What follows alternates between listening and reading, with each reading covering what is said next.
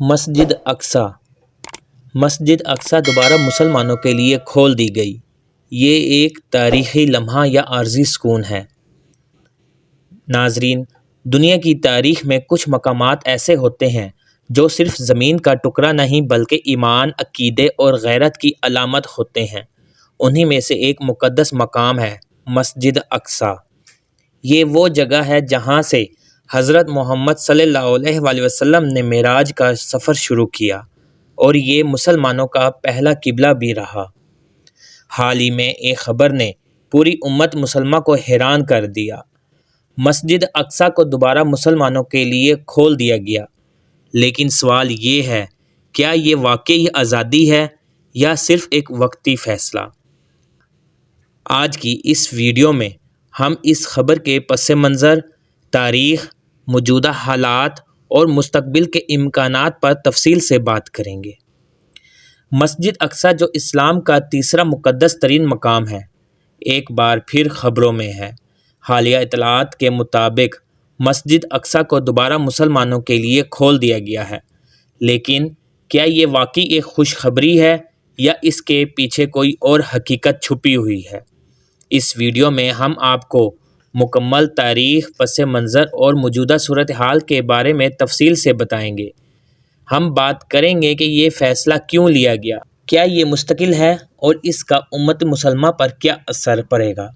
یہ ویڈیو مسلمان کے لیے دیکھنا بہت ضروری ہے تاکہ وہ حقیقت سے آگاہ ہو سکے اور اپنے عقیدے کے اس اہم حصے کو سمجھ سکے۔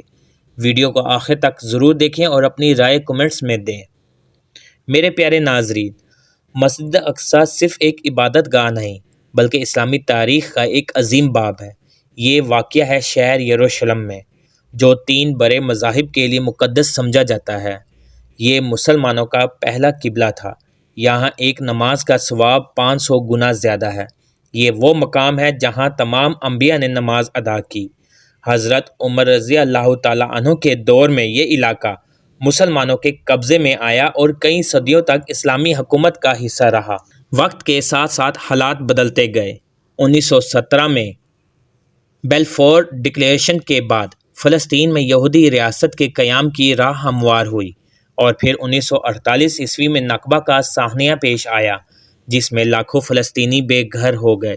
1967 کی جنگ میں اسرائیل نے مشرقی یروشلم پر قبضہ کر لیا، جس میں مسجد اقصی بھی شامل تھی۔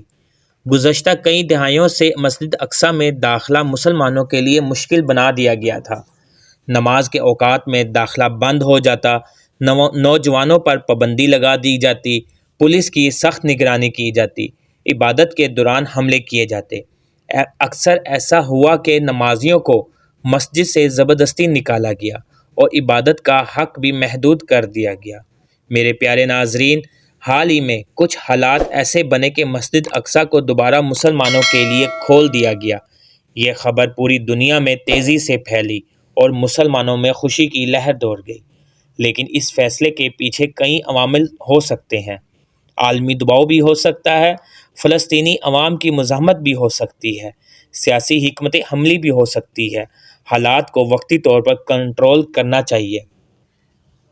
میرے پیارے ناظرین، یہ سب سے اہم سوال یہ ہے کہ ماہرین کا کہنا ہے کہ یہ فیصلہ عارضی بھی ہو سکتا ہے۔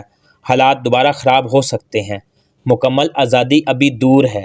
مسجد اقصی کی حقیقی آزادی تب ہوگی جب فلسطینی عوام کو مکمل حقوق ملیں گے۔ دنیا بھر کے مسلمانوں نے اس خبر کا خیر مقدم تو کیا، سوشل میڈیا پر خوشی تو آئی، دعاؤں کا اہتمام تو کیا گیا، سیاسی بیانات بھی تو آئے، لیکن کچھ حلقے اب بھی محتاط ہیں اور اسے ایک وقتی قدم قرار دے رہے ہیں۔ یہ صرف خوشی منانے کا موقع نہیں بلکہ سوچنے کا وقت ہے۔ ہمیں کیا کرنا چاہیے؟ مسجد اقصی کی اہمیت کو سمجھنا چاہیے، اس کے بارے میں آگاہی پھیلانا چاہیے، فلسطینی عوام کے لیے آواز اٹھانا چاہیے، ہمیں دعا کرنی چاہیے۔ مستقبل ابھی غیر یقینی ہے، لیکن ایک بات واضح ہے، مسجد اقصی ہمیشہ مسلمانوں کے دل میں زندہ رہے گی۔ مسجد اقصی کا دوبارہ کھلنا یقیناً ایک خوشی کی خبر ہے، لیکن یہ مکمل آزادی نہیں۔ یہ ایک یاد دہانی ہے، امت مسلمہ کو ابھی بہت کچھ کرنا باقی ہے۔